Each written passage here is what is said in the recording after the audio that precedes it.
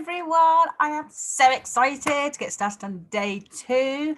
But first, I must say how awesome it has been, how you're all sharing your plans, what you've been doing with your puppies from yesterday.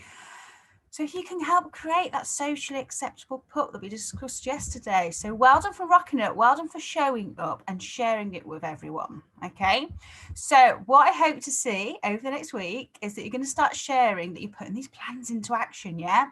It's all very well making a few plans, but if we don't start putting them into action, we're not going to get there, are we? So I'd love to see and hear if you start to put any plans into action already, or if you do it over the week, yeah, still share it in the group for us. Use the hashtag social so we know it's from day 1. That would be absolutely super.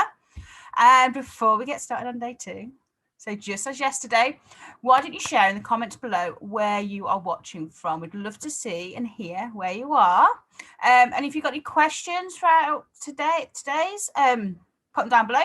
Any comments, put them in the comments. And yeah, any worries, like I said, what Michelle and you have created here is it's a really nice community. It's a really safe space. So if you've got those worries, just speak up. We're here to help you, yeah? We're all in this together, guys, completely. So before I do get started, if you were watching this on replay, hashtag replay, I would hate for anyone's questions to get completely missed. So let's get this screen shared. And we'll be off. Cool. So there we go. Super. So today, what we are going to be talking about, how to be proactive and prevent separation issues. I know it's another hot topic at the minute. Lots of us are spending a lot more time with our dogs at home at the moment, aren't we? So it is something that is coming up. My dog's very used to me being at home. What's going to happen when things change again? So we're going to start looking into this and how we can start building your puppy's confidence now. So when things change again, we're going to be set up for success. So I introduced myself yesterday. I'm just going to say a little bit about myself again. So I am Carrie. I'm the head trainer at Carrie's Canines and Friends, and I specialise in helping new parents with their new puppies. This is my pet. It's a little Eric, amazing. I'm also a published author and I'm a qualified dog trainer. So let's get started into day 2. So first of all, it is perfectly natural for your puppy to want to be close to you. I want you to put yourself a little bit into your puppy's shoes when you first brought them home. So your puppy was at your breeders. They're like, yeah, awesome. This is fun. I'm with my mum and with my litter mates. We have a house. Oh, we have a garden as well. Then they get introduced to the garden. And they've probably done a vet visit or 2 as well while they've been with a breeder. Do they know anything else exists? At that point, they really don't, guys. Okay. So then what happens? They get moved at 8 weeks old and they come to live with you. So they're like, oh, okay, awesome. This is good. New house. And you've also got a garden as well. This is brilliant, but they don't know about anything else. And then what can happen? People decide where they want their puppy to sleep and then leave it there, turn all the lights off downstairs and go to bed, and the puppy cries. Okay. So I'm going to suggest you don't do this, guys. It's quite a big trauma as it is for your puppies already. So to then leave them on their own in the dark and then just hope they'll deal with it and hope they'll cope with it isn't very proactive. So what can we do? What can we do? So with your puppies, you always need to go at their pace. This is with your older dogs as well, guys. So you always need to go at your puppy's pace. With separation, you don't want to be pushing them away from you. It's more of the choice of them choosing to go away from you on their own. Okay, so building that confidence, so they're absolutely happy doing that. Just remember, your puppy is an individual. So puppies are just individuals, just like we are, guys. Yeah, they're all completely different. So just because our friend up the road, that's what they did with their dog, does not mean it's going to work for your dog. Okay. So you must not force them to be on their own. If they can't cope, they're going to need your support. Okay, so providing your puppy support is super, super important. I want them to have free access to you to begin with while they build their confidence, yeah? They really do need to have free access to you all the time. And you're going to build it gradually. So we're going to do this, gradually. There's no... leaving puppies to cry out, it doesn't work, and it can actually cause a lot more harm than good. So how are we going to do this? Cool. So my first game.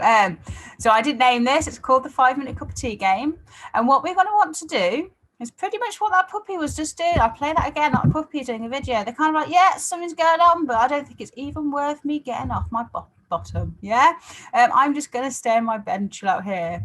So we want to make you guys a little bit more boring. Okay. It needs to make you a little bit more boring. So you're going to start this in the same room to begin with. So you're in your, living, we're going to choose a living room. We're going to stand up, then maybe sit down again. Maybe stand up, walk to a table, look at some of the table, walk back down, sit down again. So you're starting to get the idea. So you're just going to keep standing up, walking around the room to a different point in the room. Maybe you're picking a book up, putting it back down again, sitting back down again. Maybe you'll stand up and just have a little walk around the room, look out the window, go sit down again. So I want first, before we even try and go out of the room, I want your puppy just to be comfortable with you pottering around the room. They don't feel the need to jump up every time you jump up. Okay, so this is again where you're gonna have to look at your dogs as an individual. Yeah, some dogs will be so super comfortable with this straight away, so you'll be able to go to the second step quite quickly. But we need to get your puppy's pace. If your puppy is following you around the room, I don't want you jumping onto the next step of going out the room until you're like, yeah, actually now my puppy is doing what it's doing in that video. It's just staying in its bed or staying in its blanket. Lifts its head up a bit. It's not too fussed. Okay. Next. So your puppy is learning that it's their choice not to follow, rather than those putting them in a pen or a crate and enforcing this stay away from us. I want them to be free in the room. I do want them to have a choice to follow you.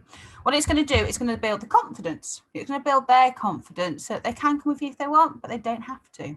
And at this moment as well, we're adding no distractions. Yeah. So no Kongs, no chews at the moment. We just want the puppy just like chilling out. So pick your moments. Don't pick your moments when you've just got up in the morning. Your puppy's going to have far too much energy. So picking your moments when your dog's more chilled out and relaxed. Maybe after they've had a chew or something, you're like, yeah, they're pretty chilled out, pretty sleepy now. Let's have a go at this game. So the second part of the game is where your 5-minute cup of tea game comes in. So what you're going to do, you are going to set a timer, but it needs to be a silent timer. I don't want the puppy to hear any beepings. What you're going to do is take 5 minutes to make a cup of tea. Okay. So, or a coffee, if you prefer coffee. So what you're going to do, you're going to stand up, you're going to walk to the kitchen. You will get a cup out of the cupboard, put it on the side, walk back to your living room, sit back down again. Stand up again, go back to the kitchen. You maybe put some water in the kettle next and put the kettle down. Come and sit back down again. To begin with, your puppy will probably be following you. This is absolutely fine. Okay, so we need to get we are still giving them that choice. Then what you're going to do next, you're going to walk back into the kitchen. You may have, you're going to put your coffee or your tea bag into your cup. Go back and sit back down again. Are we getting the gist now? So we are becoming a little bit boring. Yeah, it's going to literally take us 5 minutes to make a cup of tea. Right, when we've got that stage, we're going to go back in and maybe we'll put the kettle on to boil. Come back down, sit back down again. Right, kettle's boiled, go back in, put the water into our cup, come back and sit back down again. You're just going to basically make a really long experience of making this cup of tea or coffee, okay? What your puppy should start to do is go, oh, you're just going in that room again, then you'll be back in a second. So you're building their confidence that actually, do I need to be following them? Yeah. Do I need to follow them? When they're getting more comfortable with this, you can add like a distraction and they can have like a Kong or maybe a licky mat while you're doing it. But to begin with, I want them to have the complete free choice that they can follow you if you want. And I don't want them to be distracted by something else. If your dog is just being distracted by something else, they might not realize that you're going in and out of the room as much. Okay. So I want them to notice. The noticing bit's the important bit. So quick note. Make sure your puppy is safe because they're not going to be in a pen or crate. So make sure they're safe. Make sure your room that you're doing this in is absolutely puppy proof. So as you're walking out of the room, you're not going to come back in and they're chewing any wires or anything. Yes. So you've probably puppy proofed your house already. So just make sure before you start the game, have I left anything out that my puppy might potentially want to chew? Like a pair of shoes. Yeah.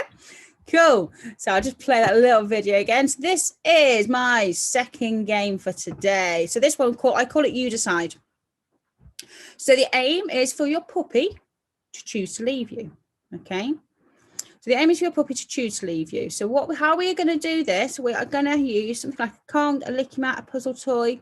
So it needs to be something your puppy can't move, yeah? So with a Kong, I'd maybe stick a piece of rope through it and tie it to something, whether it's tied to the pen, if you're doing it in the living room, or you can tie it to maybe something in your kitchen. Okay, I've had someone use like a laundry room before, tied the Kong onto one of the drawers in the laundry room, and then they went to the living room. Okay, so you need to know this. The dog needs to know it's there for starters.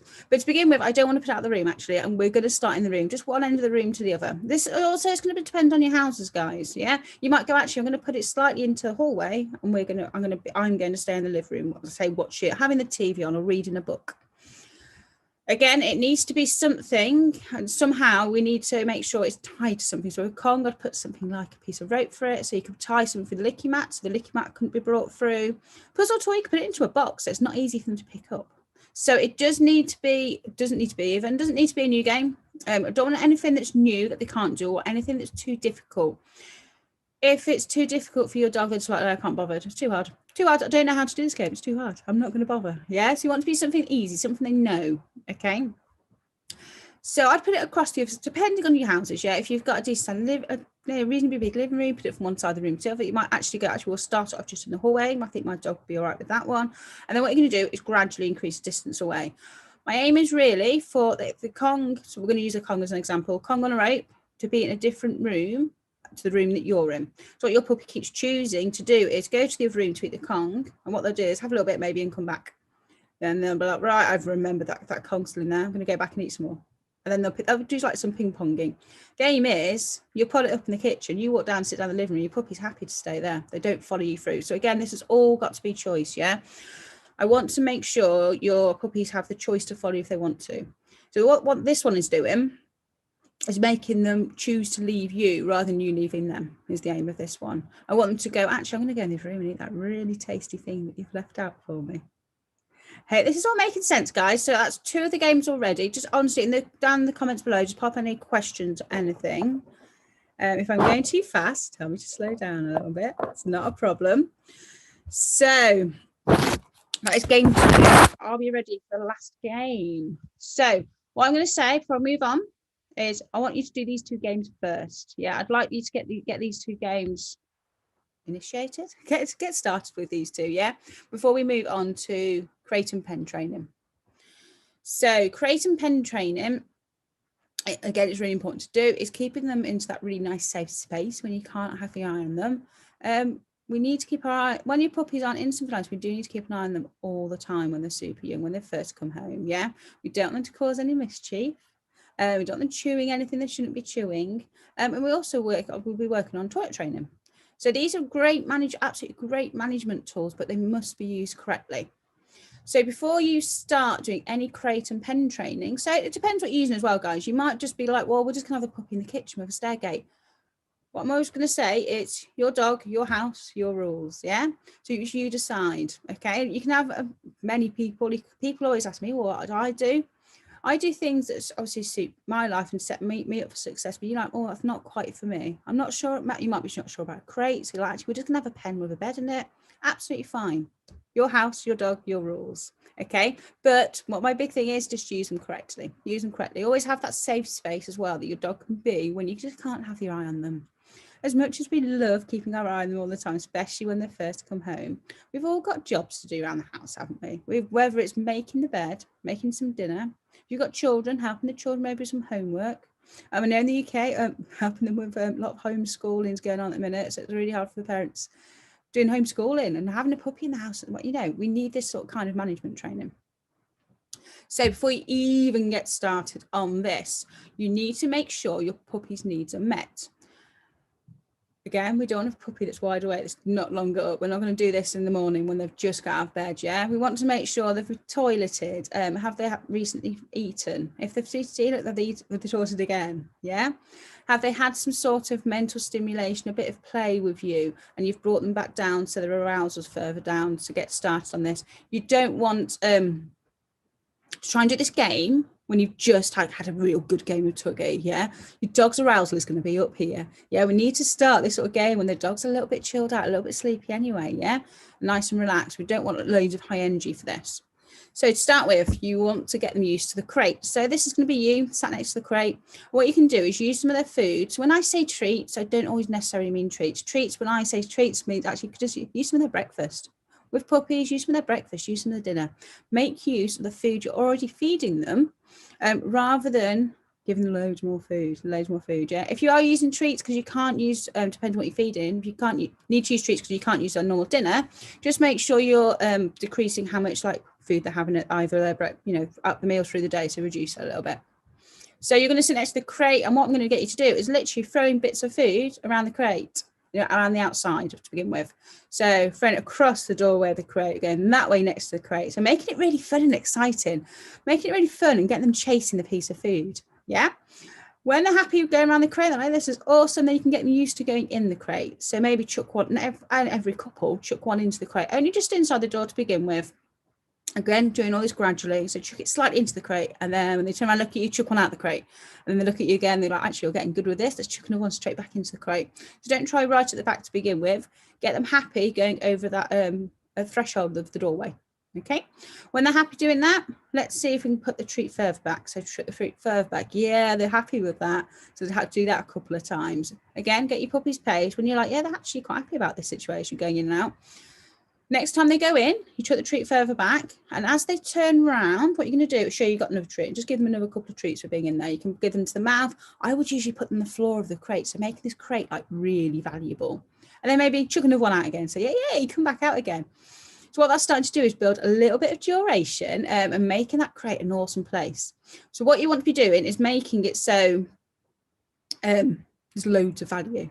The crate is the best place to be. So when you're at this stage, what you're going to be doing, I want to be doing like loads of value, load more treats in the crate, one out the crate. Okay.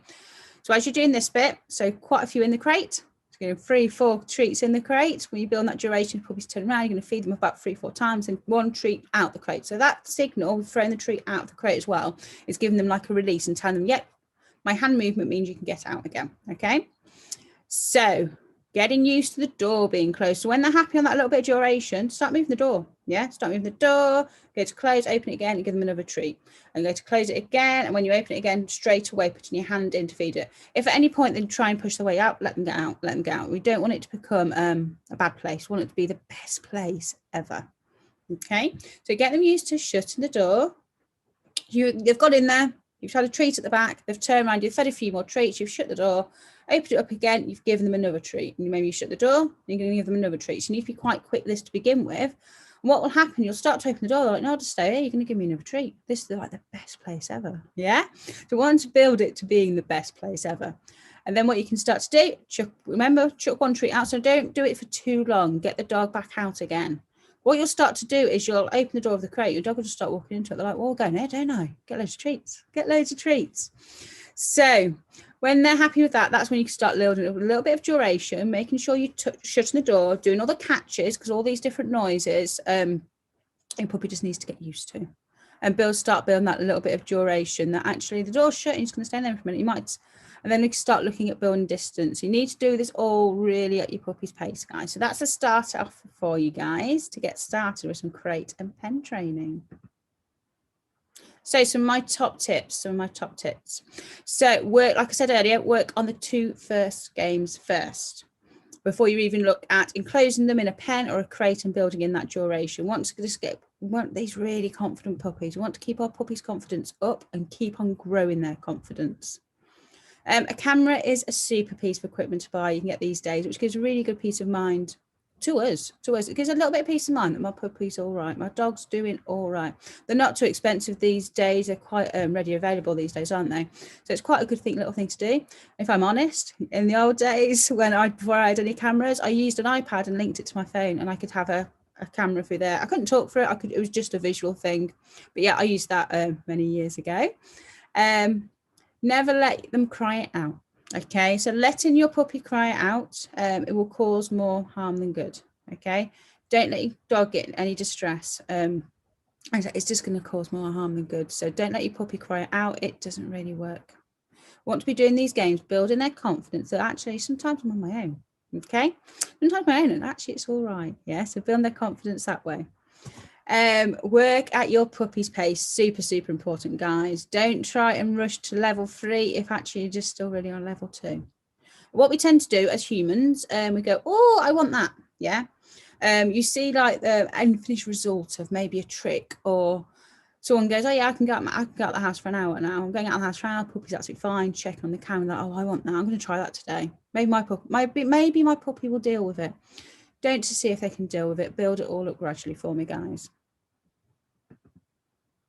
So today's challenge.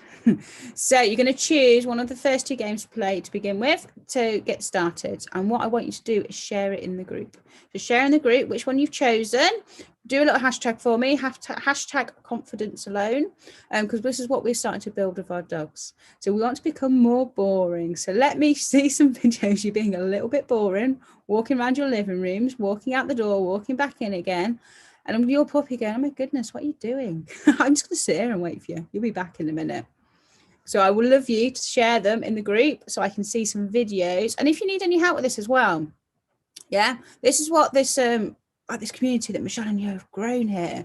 It's like a really nice, safe community. You can share these things, share your worries. And there's trainers, and if there's me in here to help you, or there's other trainers in here that will help and guide you, to get this right for you. So I've, like I said yesterday, I've opened up some discovery calls for people that want some more help with their puppies. Yeah. If you want some extra guidance, you just want to get it right first time round. Okay. So yeah, what I'm going to do is drop the link below in the comments for you. So if you want to book it's a free discovery call, book a free discovery call in with me. I've opened some more slots up and I shall look forward to seeing you all tomorrow. Well, I will be fair, before I see you all tomorrow, I'm going to be in the group and I'm going to be having a look at all the videos you're going to be sharing with us. So that's absolutely super. That's for day 2. And I will be seeing you all tomorrow for day 3, where we're going to be looking at biting those little puppy shark teeth. So I'll see you all later, guys. Bye-bye.